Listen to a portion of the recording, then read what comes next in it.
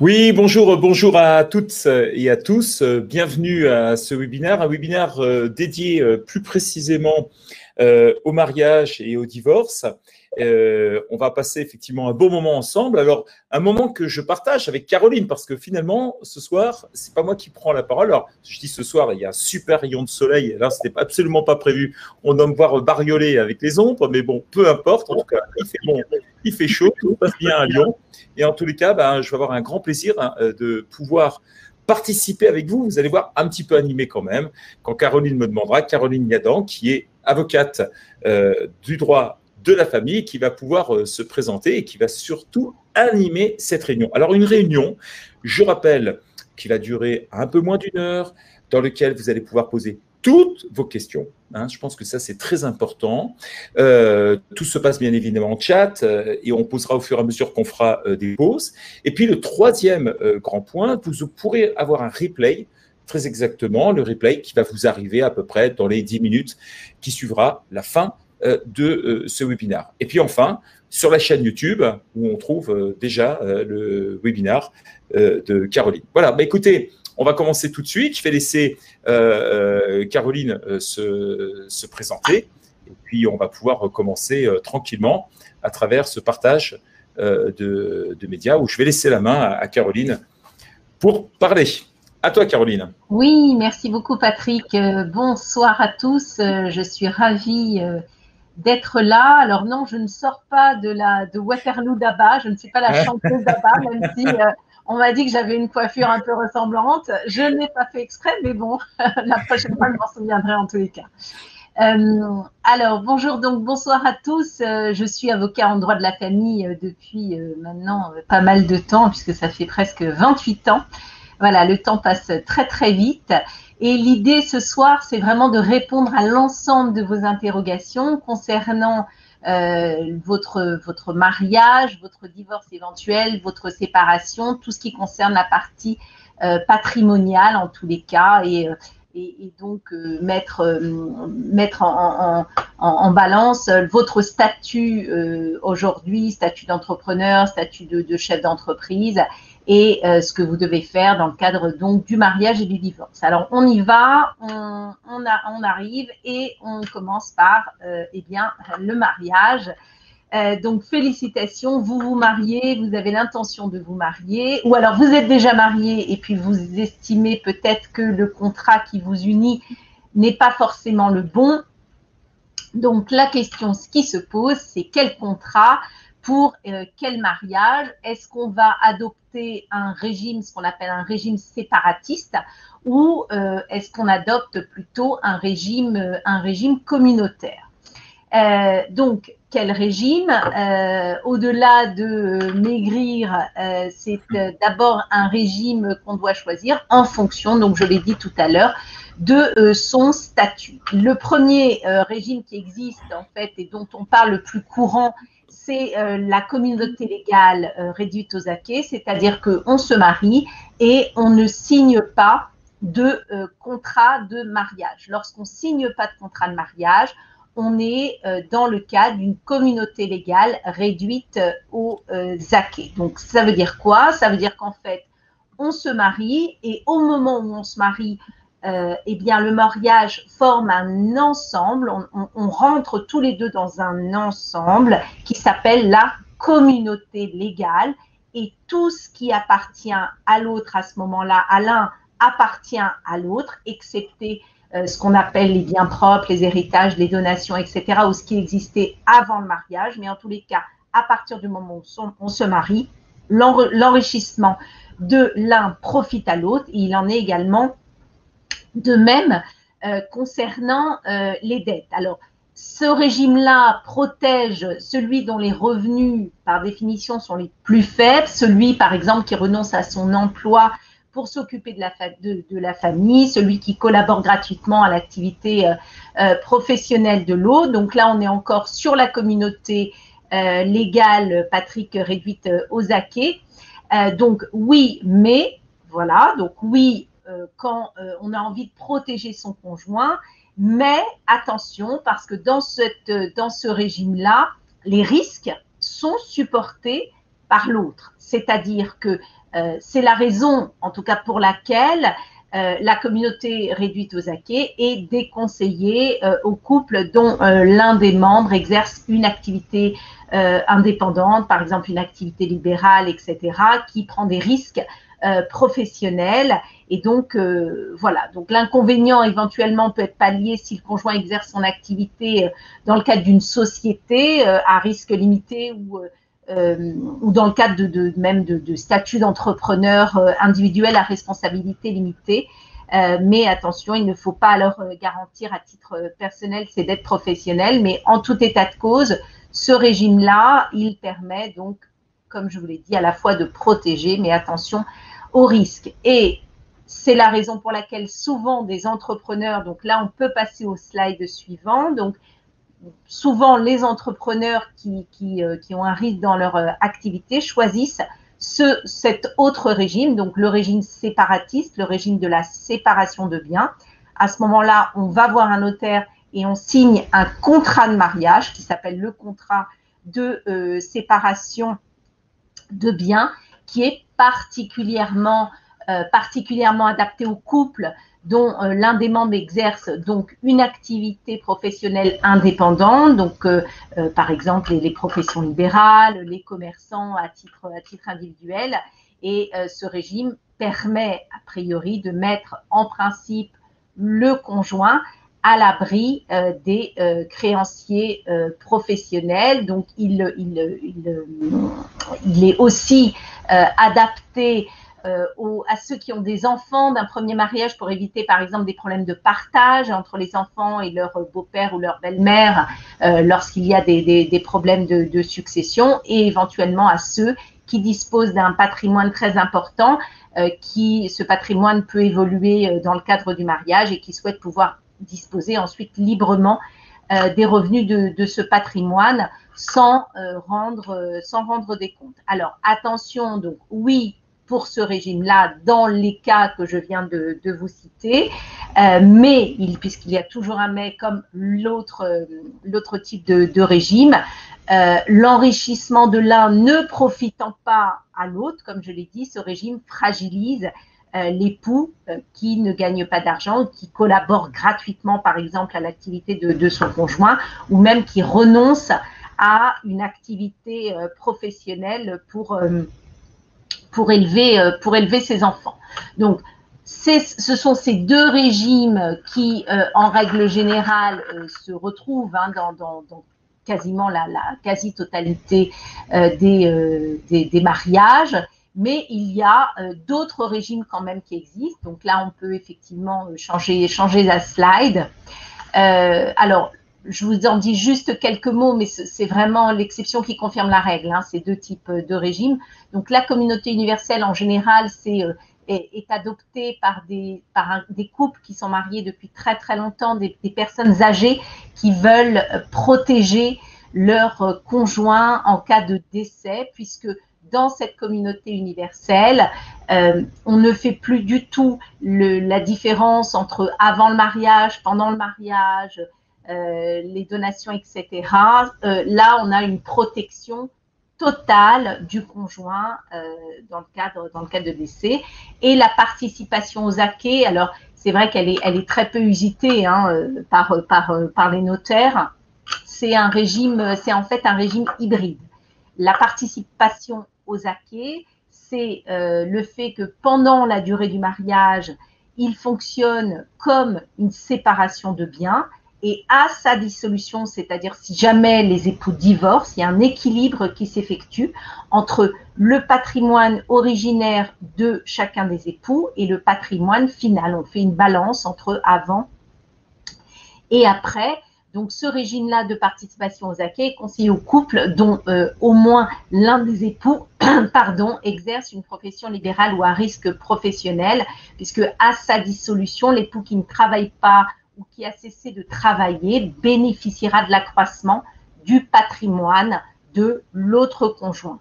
Voilà, il est peu usité parce qu'en fait, les opérations de liquidation sur ces régimes-là sont assez complexes. Alors, c'est vrai que je donne beaucoup d'informations et donc l'idée, c'est de savoir si vous avez retenu quelque chose ou pas, si j'ai été claire ou pas. Et donc, petit quiz à la fin de chaque partie des interventions en question. Et bien sûr, on prendra un moment ensuite pour répondre à vos questions que posera Patrick en votre nom. Donc, petit quiz, je décide de monter ma boîte et ma femme me demande en mariage. Donc, ça veut dire qu'elle a confiance en vous, n'est-ce pas? Notamment parce que vous avez sans doute d'autres qualités. Et donc, première hypothèse, je signe un contrat de séparation de biens. Deuxième hypothèse, je ne signe pas de contrat de mariage. Et troisième hypothèse, après réflexion, en fait, ça comporte trop de risques et je ne me marie plus. Voilà, alors, quelle est votre réponse? Est-ce qu'on peut voir les réponses? Je dis non, ça marche. Eh bien oui, ça marche aussi, donc je ne me marie plus, pourquoi pas.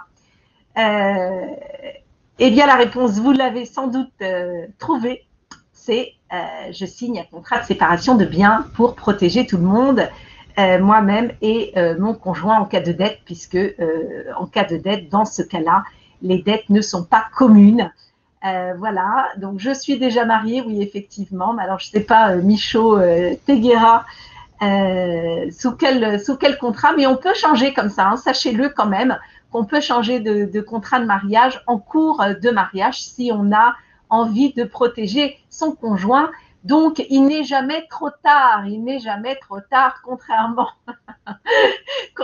aux commentaires qu'on peut avoir, qu'on peut lire de ça, de là. Voilà. On continue? Est-ce que vous avez des questions sinon? Patrick, est-ce qu'il y a des questions? On ne t'entend pas, Patrick. Patrick, on ne t'entend pas. Oui, effectivement. Voilà. Je rigolais effectivement au fond et je me disais effectivement non, il n'y a pas de questions. Il y a juste des réflexions qui me font marrer, bien évidemment. Hein. Michaud qui dit je me suis fait avoir. Ah, voilà. Mais bon, après il prend les coordonnées après et pas sûr qu'elle accepte après le changement. Ah, qui sait? Si c'est dans l'intérêt de chacun, mais ça, Caroline, en tout cas. Voilà, mais on va en parler. Ça va justement être l'essentiel de ce qu'on va développer. On va développer dès à présent. Donc, si on change de slide. Alors, on va changer ça, mais juste avant, ce que je voulais vous dire, une chose, c'est que il est certain que lorsqu'on lance sa boîte, selon qu'on se mette micro-entrepreneur ou entrepreneur individuel ou président d'une SASU, on ne prend pas non plus les mêmes risques. Hein. Je rappelle qu'une SASU est une sorte de petit fusible. Ça ne vous empêchera pas que le banquier essaiera d'avoir votre caution à titre personnel, quoi qu'il arrive. Mais il y a moins de risques que lorsqu'on se lance en entreprise individuelle, où là, c'est open bar. En cas de gros pépins, on viendra chercher votre patrimoine. Et je suis tout à fait d'accord avec Caroline. C'est-à-dire que s'il n'y a pas de séparation de biens, patrimoine, ce sera le patrimoine de monsieur et de madame, enfin des conjoints qui viendra se chercher directement. Et ça peut soulever, au-delà des problèmes financiers, des problèmes de couple assez exceptionnels en la matière. Ah, Jamila qui a envie de poser une question. Si les époux sont gérants de la boîte, un intérêt à faire un contrat de mariage ou pas? Alors, tout dépend en fait. Hein. En fait, il y a la partie dont tu as parlé, Patrick, oui. En tant que société. Donc, gérant de société, ça veut dire quoi? Quel type de société? Quelles sont leurs responsabilités en tant que gérant? Mais qu'ils soient gérants ou pas, s'il n'y a pas de contrat de mariage, tous les revenus afférents à la boîte en question sont des revenus communs. Et quand bien même un des deux ne serait pas gérant de la société dont le conjoint est associé ou actionnaire, peu importe, puisque la moitié des parts du conjoint revient à l'autre, ce sont des parts de société qui sont communes, donc qui rentrent dans la communauté. Peut-être un autre point à dire, Caroline, c'est pas parce qu'on peut faire un contrat de mariage sans même être dirigeant de société. Hein, c'est deux choses. C'est simplement que le contrat de mariage doit pouvoir effectivement se décider en fonction de sa carrière professionnelle, mais ce n'est pas l'unique raison. On va en voir d'autres d'ailleurs dans la suite de ton exposé. Absolument. Et sachez tous, bien sûr, même si vous le savez peut-être, que le contrat de mariage est passé devant notaire. Hein. Donc, un avocat ne peut pas rédiger de contrat de mariage. C'est bien le notaire qui est en charge de rédiger les contrats de mariage. C'est un principe purement français, ça, hein, puisque dans les autres pays, c'est un avocat. Bon, alors on est passé là, du côté heureux, on se marie, au côté voilà. cool, le divorce. Voilà, parce que parfois les bonnes choses ont une fin, hein, une fois sur deux d'ailleurs à Paris, malheureusement, une fois sur trois en France. Mais on est confronté très souvent à des problématiques au moment du divorce qu'on n'avait pas soupçonné ou qu'on n'avait pas réfléchi en tous les cas avant à ces problématiques. Donc je divorce, quels sont mes risques pour quelle situation? Et donc, c'est la raison pour laquelle on va voir deux points. On va d'abord examiner ce qu'on appelle la prestation compensatoire. Alors, qu'est-ce que c'est la prestation compensatoire? Est-ce que vous en avez déjà entendu parler? Sans doute.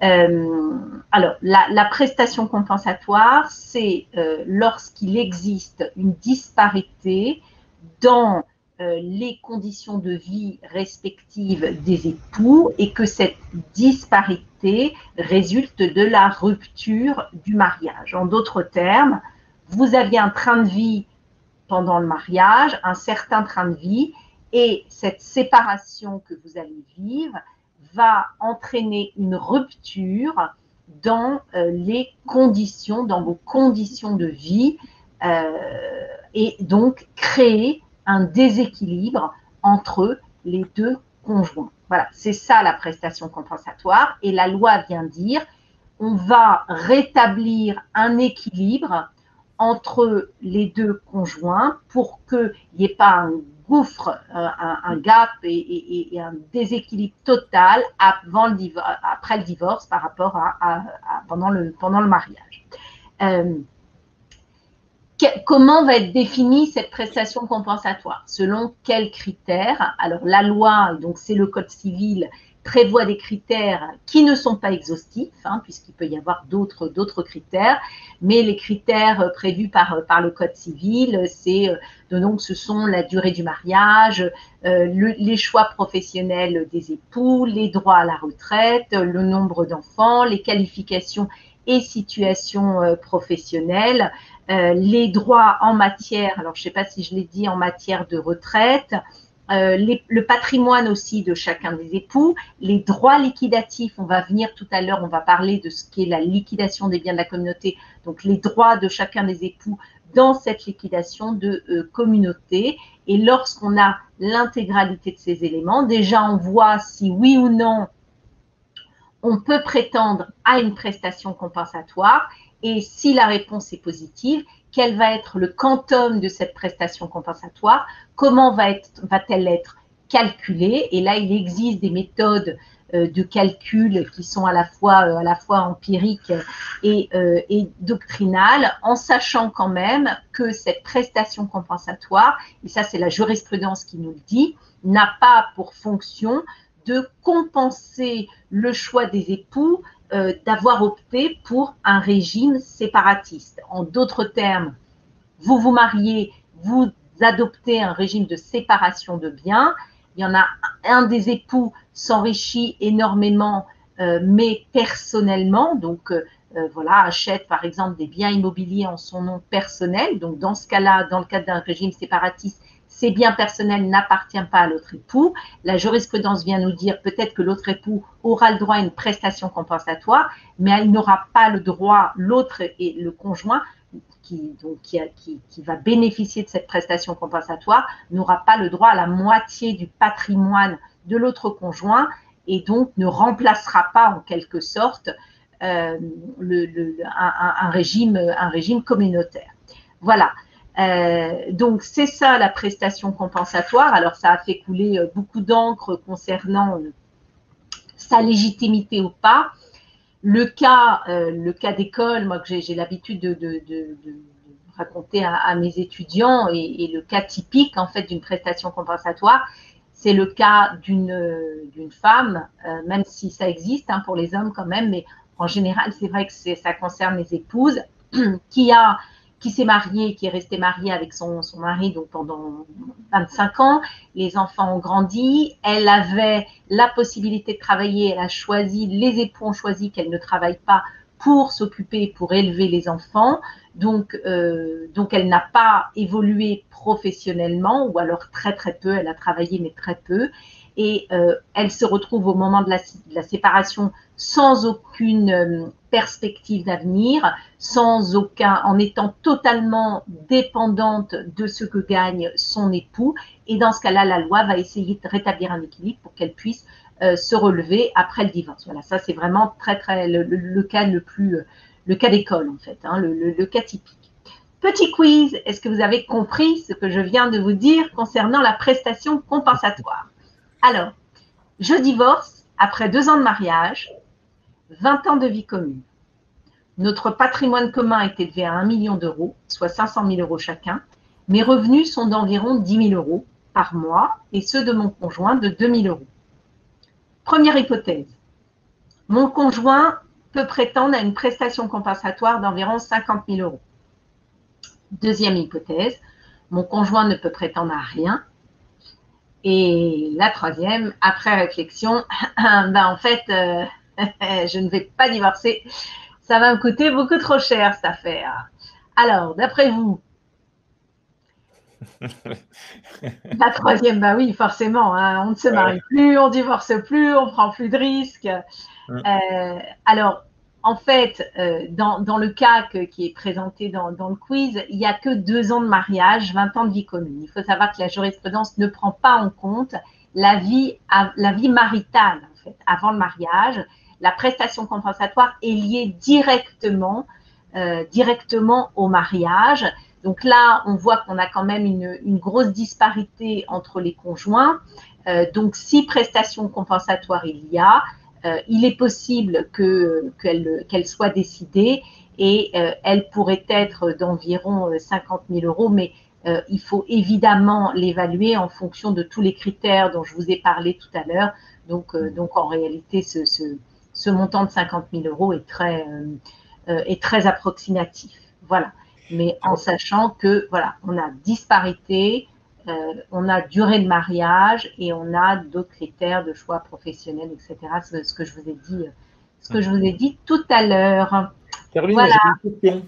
Est-ce que quand tu parles de 20 ans de vie commune, c'est 20 ans de vie non mariée, mais supposons que les personnes soient pacsées. Ce que je veux dire, c'est que la vie commune, pour pouvoir le prouver, est-ce qu'on tient compte en fait du mariage parce que ça a une vraie date connue de tous, ou est-ce que simplement le fruit qu'il y a le mariage qui est reconnu, le reste ne l'est absolument pas du tout, même si la personne est pacsée? Exactement. Qu'on soit pacsé, qu'on ne le soit pas, si on n'est pas marié, ça n'est pas pris en compte dans le calcul de la prestation compensatoire.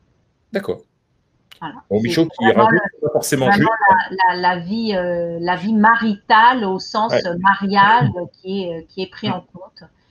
Donc, on a pu rester sous le même toit pendant 20 ou 25 ans et se marier, et le mariage a duré 1 an. On ne pourra pas prétendre à enfin, voilà, ce sera difficile en tous les cas de prétendre à une prestation compensatoire. Alors, Michaud qui dit, c'est pas forcément juste. Oui, car la carrière n'est pas forcément la même. Alors après, je pense que Caroline développera tout à l'heure peut-être ce point. Alors, c'est la partie philosophique, si exactement.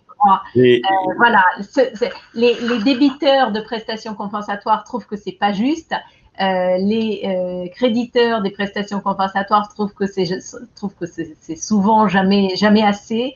Allez voir, si vous avez l'occasion, j'ai publié un article sur Legavox, sur le calcul de la prestation compensatoire qui a fait, je crois qu'on a plus de 600 000 vues, et c'est devenu un forum de discussion, donc il y a plus de 600 ou 700 commentaires, et on a vraiment les deux opinions qui se disputent comme ça, qui clashent, parce que du point de vue de celui qui a fait carrière et voilà, qui peut dire j'ai travaillé toute ma vie et puis là on va me prendre une grande partie de ce que j'ai récolté par les fruits de mon travail, donc c'est pas juste. Et puis de l'autre côté, on va avoir la personne qui va dire oui, mais parce que on m'a demandé, parce qu'on a fait le choix que ce soit moi qui m'occupe de la maison, des enfants, de l'administratif, des courses, voilà, tout ça, ben en fait, c'est quand même un travail. Et à cause de ça, j'ai pas pu évoluer professionnellement,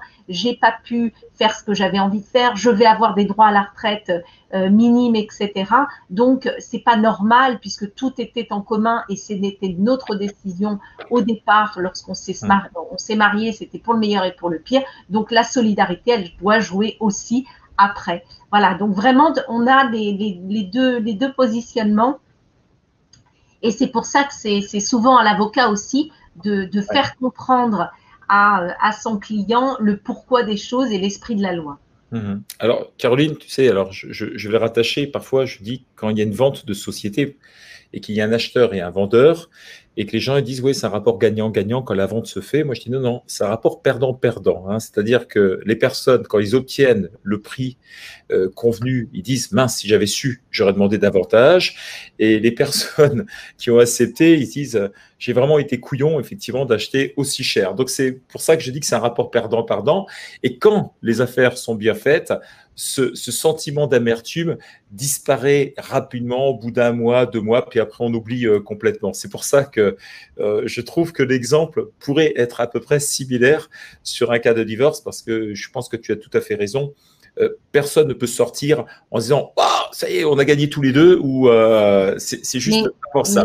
Tout à fait, mais ça me permet de rebondir en fait. Hein. Aujourd'hui, contrairement à il y a 25 ans, le divorce ne doit plus être un combat. On n'est plus dans le combat dans le cadre du divorce. Je suis moi-même formée au mode de règlement amiable des différends et on essaye de trouver un accord qui convienne aux deux époux pour éviter de la souffrance inutile, pour éviter une perte de temps, pour éviter de l'énergie, pour éviter une perte d'énergie, pour éviter de dépenser aussi trop d'argent. Et parce que au final, surtout quand il y a des enfants, plus les parents vont souffrir dans le cadre du divorce et plus ils vont se déchirer plus les enfants vont trinquer et ce sera très difficile ensuite à rattraper pour l'avenir. Donc l'idée, c'est vraiment d'essayer de comprendre l'autre et de comprendre son positionnement dans le cadre d'un mode de règlement amiable qui peut passer soit par le droit collaboratif, soit par les discussions entre les avocats, les rencontres entre les époux, voire de la médiation familiale, en présence ou pas des avocats. Voilà, il y a tout un tas de procédures qui existent pour favoriser le dialogue et surtout pour que, au final, on trouve un accord qui soit gagnant-gagnant et qui satisfasse tout le monde. Ok, alors j'ai peut-être une petite question là de Samy, mais qui se réfère un peu plus spécialement à la première partie, qui me dit si l'un des époux refuse le changement du contrat de mariage, par exemple passer de la communauté à la séparation, que se passe-t-il? Ben, il faut être deux. Voilà. Donc, si l'autre n'est pas d'accord, vous pouvez pas. Alors, ça me fait penser quand même à une c'est ça, on divorce. Ça me fait penser à une petite anecdote. Il y a quelques années, il y avait une affaire qui avait défrayé la chronique des affaires familiales au barreau de Paris, parce que c'était un couple qui était venu voir un avocat. À l'époque, on pouvait divorcer avec un seul avocat. Donc, un couple va voir un avocat, lui dit on veut divorcer. Donc, très bien, on fait tout ce qu'on peut pour divorcer. Et on va voir le juge, et le juge homologue la convention de divorce. Tout se passe bien, jusqu'au moment où on s'aperçoit que la femme, en fait, l'épouse, n'était pas l'épouse, mais était la maîtresse. Voilà, donc en fait, c'était le mari et sa maîtresse qui avaient organisé le divorce du mari, mais derrière le dos de l'épouse légitime. Voilà, voilà. C'est extraordinaire, extraordinaire. Un peu dur. Bon, tu me diras, je pense que ça partait d'un bon sentiment, c'était d'éviter toutes les formalités à l'épouse. Je ne vois pas. Ouais, alors là, c'est vraiment une vision très, très optimiste de la chose, ou bienveillante, je ne sais pas. Voilà. Ok. Bon. Très bien. Bon, donc, on peut continuer du coup. Ouais. Voilà, sur la liquidation. Donc, ça, c'est la troisième partie de notre intervention.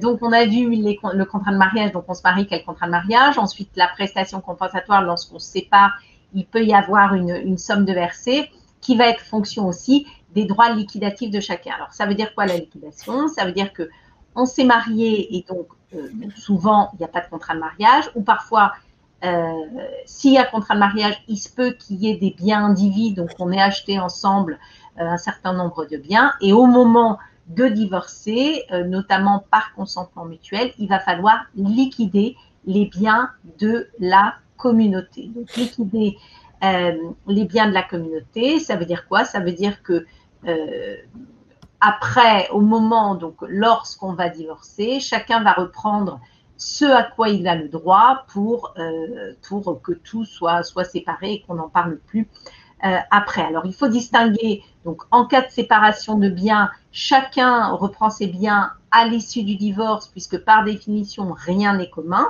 sauf, je vous le disais tout à l'heure, s'il y a des achats indivis, donc dans ce cas-là, il va falloir liquider ça. Et s'il n'y a pas de contrat de mariage ou s'il y a un contrat communautaire, dont je vous parlais tout à l'heure, donc participation aux acquis ou communauté universelle, dans ce cas-là, il faut l'intervention de manière impérative d'un acte liquidatif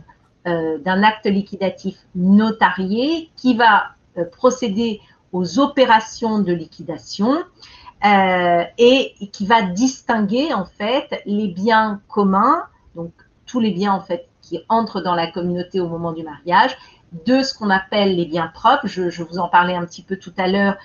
Donc, les biens propres, ce sont les biens qu'on a reçus pendant le mariage, de donation, d'héritage, voilà, donc un certain nombre de biens, ou alors des biens qu'on avait avant le mariage.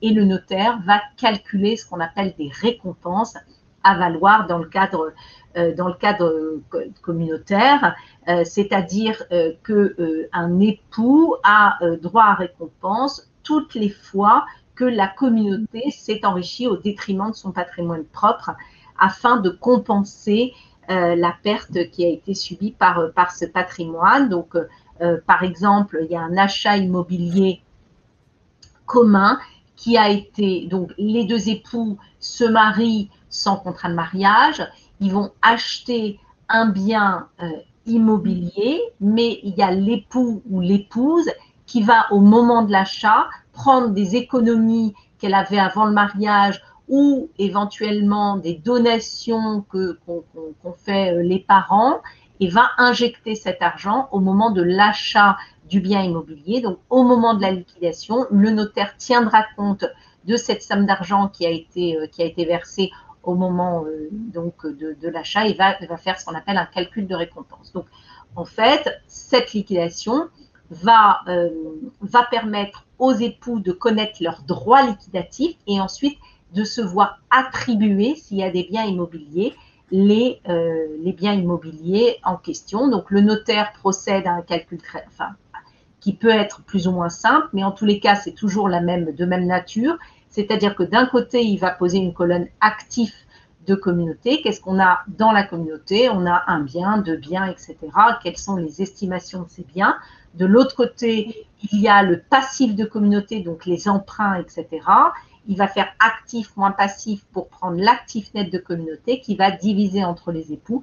Et ensuite, il va ajouter les récompenses dont je vous parlais tout à l'heure. Et chacun des époux va prendre en considération, donc va savoir à ce moment-là quels sont ses droits dans la communauté. Voilà, j'espère avoir été claire. C'est un petit peu technique, mais l'idée, c'est ça. Alors, j'ai vu, Patrick, que tu rigolais pendant mon exposé parce qu'il y a dû y avoir des commentaires amusants, je pense.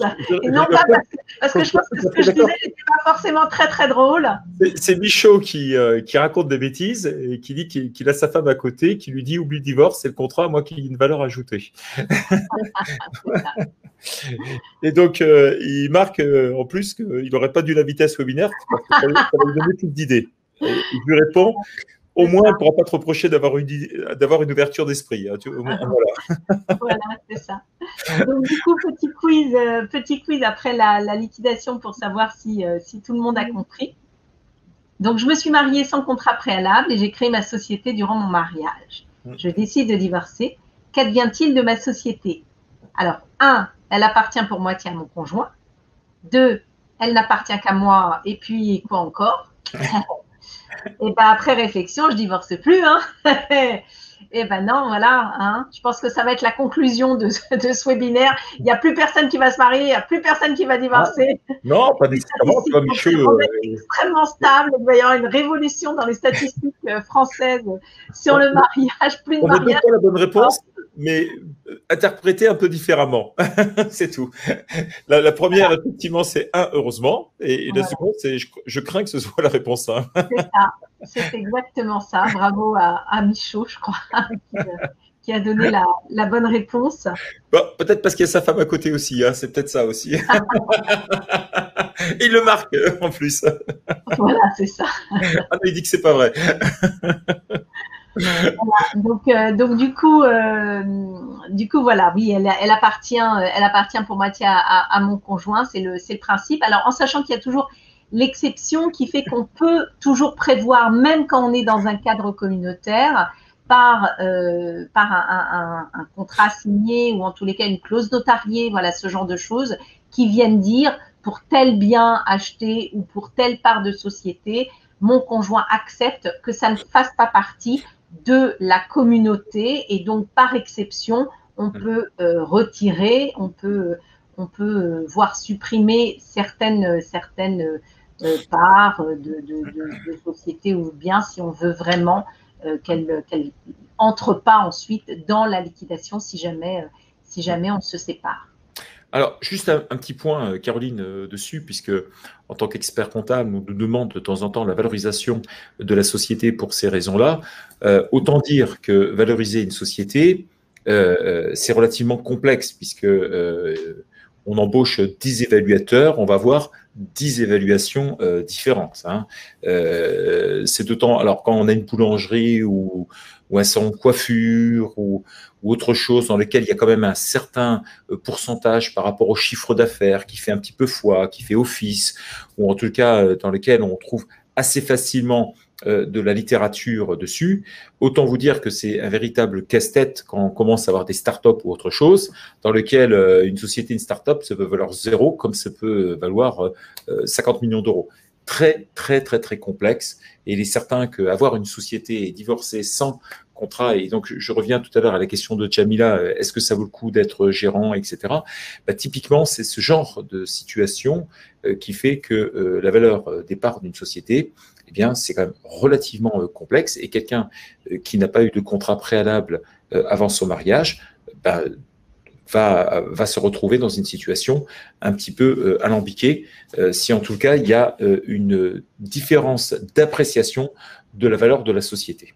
Extrêmement. Et dans ce cas-là, si on n'est pas d'accord, on fait désigner un sachant ou alors un expert près des tribunaux. Mais oui, effectivement, la valorisation des sociétés, c'est toujours un problème un petit peu tout le temps délicat. Ouais. Michaud qui pose une question. Alors, au moment du divorce, on est obligé de dire tout ce que l'on possède. Ah, alors la question qui tue. Qu'en pensent les autres? Tiens. J'aimerais bien savoir ce qu'en pensent les autres. Est-ce que d'autres personnes peuvent réagir ou pas? Avant que je réponde. Il y a des courageux, il y a Jamila qui se lance. Je pense que les autres se sont dit on va rester tranquille dans notre coin. Voilà. Si en plus le conjoint est en train de surveiller, il faut chercher problème. Alors, oui, en fait, la réponse est oui. La réponse est oui pour plusieurs raisons. Donc, si on divorce par consentement mutuel, aujourd'hui, le divorce par consentement mutuel, je pense que vous le savez, est un divorce qui est déjudiciarisé. C'est-à-dire que c'est un divorce qui ne passe plus devant un juge, qui est donc un divorce par acte d'avocat, un divorce par acte sous seing privé. Qui dit acte sous seing privé, dit sécurité juridique moindre que s'il s'agit d'une décision de justice, c'est-à-dire d'un jugement. Donc, il est absolument indispensable d'être extrêmement vigilant quant au contenu de l'acte d'avocat qu'on va signer en tant qu'avocat et en tant qu'époux, parce que si jamais on se rend compte qu'il y a des éléments qui n'ont pas été pris en compte parce qu'il y a eu de la dissimulation de part ou d'autre, alors on risque l'annulation pure et simple de cet acte d'avocat qui vaut divorce entre les époux. Donc imaginez le foutoir, on signe un divorce, on s'estime divorcé, on se remarie et puis hop, ben non, en fait le divorce est annulé.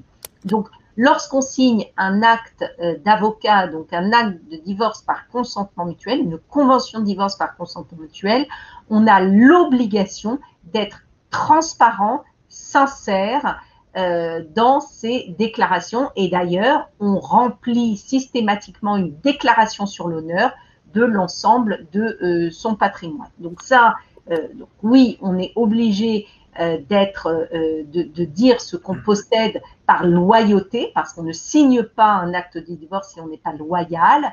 Et de toute façon, si jamais on est au contentieux et si jamais on ne divorce pas par consentement mutuel, le juge a la possibilité de désigner un notaire pour faire les comptes entre les parties, et ce notaire peut parfaitement faire des actes d'investigation, notamment par des fichiers FICOBA, etc., pour vérifier ce que l'autre époux possède. Mais de manière générale, lorsqu'on divorce, c'est vraiment, ça rejoint ce que je disais tout à l'heure, le divorce ne doit pas être un combat et le divorce ne doit pas être, l'idée, ça ne doit pas être de léser l'autre, ça doit vraiment être d'essayer de trouver un équilibre, et plus on sera loyal et plus on sera transparent, et plus en fait, mieux ça se passera et plus on sera serein une fois qu'on aura divorcé, et moins on risque des rattrapages entre guillemets suite au divorce.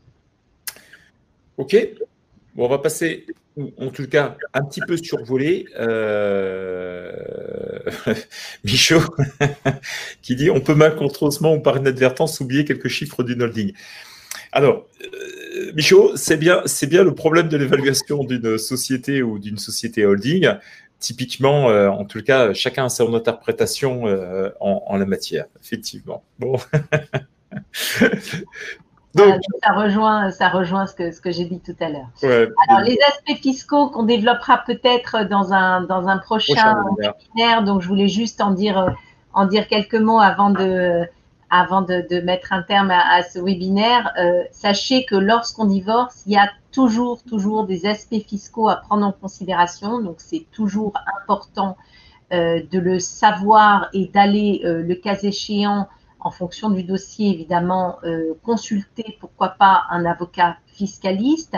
Les aspects fiscaux concernent tant la liquidation des biens de la communauté, puisqu'il y a des droits de partage à payer, des frais de partage notariés, donc qui sont plus élevés lorsqu'on est en droit de partage, et qui sont moins élevés, par exemple, sur une indivision post-communautaire. Des aspects fiscaux qui touchent aussi les pensions alimentaires, les prestations compensatoires, puisque tout ça, c'est déductible des impôts, donc il va y avoir un avantage fiscal à payer aussi de certaines sommes à son conjoint. Voilà, donc tous ces aspects-là sont très importants et sont à prendre en considération lorsqu'on divorce. Alors tu me perturbes parce que tu te marres à chaque fois que tu regardes le tableau, parce qu'il y a plein de commentaires amusants. On est vraiment sur un webinaire. On rigole bien aujourd'hui. Mais c'est ça, là. Alors, qu'est-ce qu'on a? Mais alors, Michaud qui me dit que hier, j'ai animé une formation sur la holding, et Michaud était présent. Et il dit qu'il a son cerveau qui fuse depuis sur la formation sur la holding de hier. Et Samy qui rajoute que Michaud va avoir le droit à l'erreur. C'est intéressant. Et Jamila qui rajoute avec l'épouse ou l'État. Donc là, c'est sûr que là, on commence à monter en puissance. Bon. Bon. Ah, ça me fait marrer. Bon. Alors, est-ce qu'on a d'autres questions? Non, je pense pas. Il n'y a pas d'autres questions en tous les cas. Voilà. Alors, il faut distinguer, juste petit mot, parce que je vois le mot pension. Donc, il faut vraiment distinguer la prestation compensatoire qui est pour l'époux ou pour l'épouse, et la pension alimentaire pour les enfants. C'est ce qu'on appelle la contribution à leur entretien et à leur éducation, donc qui est vraiment destinée aux enfants et qui n'a strictement rien à voir avec les conséquences du divorce concernant les époux. Donc, il y a les conséquences du divorce concernant les époux avec ce dont on a parlé, liquidation et prestations compensatoires, et les conséquences du divorce concernant les enfants, avec tout ce qui concerne les modalités de l'autorité parentale, le droit de visite et d'hébergement, les pensions alimentaires pour les enfants et la résidence habituelle ou la résidence alternée pour les enfants. Alors voilà, et donc le dernier slide, c'est ma carte.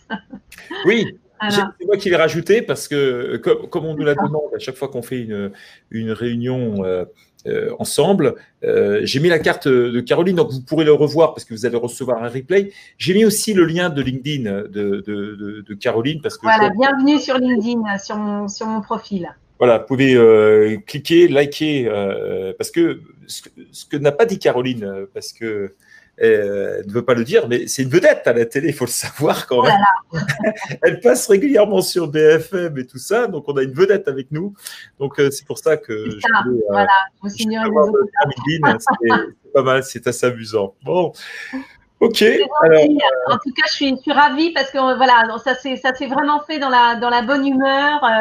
Et c'est de plus en plus sympathique. Donc, je reviendrai si tu m'invites encore, Patrick. On se donnera dans un mois. Chaque mois, on va essayer de faire une réunion. Il faudra qu'on passe aussi sur la partie fiscale, sans doute. Oui. En tout cas, j'ai toujours un grand plaisir d'animer avec Caroline parce que je trouve ça tellement sympa. Et puis, non seulement pour moi, c'est reposant. Deuxièmement, j'apprends des choses avec Caroline, ce qui est plutôt pas mal. Enfin, tous les jours, on peut apprendre des choses. Mais Caroline arrive à trouver à chaque fois qu'il y a un petit truc que je me dis, ah tiens, ça, comme tout à l'heure, quand je t'ai posé le PAX là, par rapport à la vie commune. Donc, c'est toujours très intéressant. Bon, écoutez, en tous les cas, un grand plaisir. Merci d'avoir participé. Merci à tous. Voilà. Merci avec beaucoup. Autant de plaisanteries. Moi, j'adore en tous les cas. Mais moi aussi. On continue. Voilà, la prochaine fois, on va faire 2h30 de webinaire. On va faire tous les aspects. Je vais parler des enfants, je vais parler de la fiscalité, je vais parler de la filiation, je vous raconterai des anecdotes, enfin voilà, absolument incroyables qui m'arrivent qui arrivent surtout à mes clients dans mes dossiers. Voilà, ça sera peut-être la suite du webinaire ou voilà, quelque chose, des anecdotes en droit de la famille. Ça pourrait être marrant, ça. Ok, Jamila qui te dit les anecdotes, c'était top. Bon, écoutez, un coup de disco pour terminer, et puis je vous dis à la prochaine fois. Voilà, et donc, voilà, elle a imité ma coiffure, hein, la chanteuse là-bas.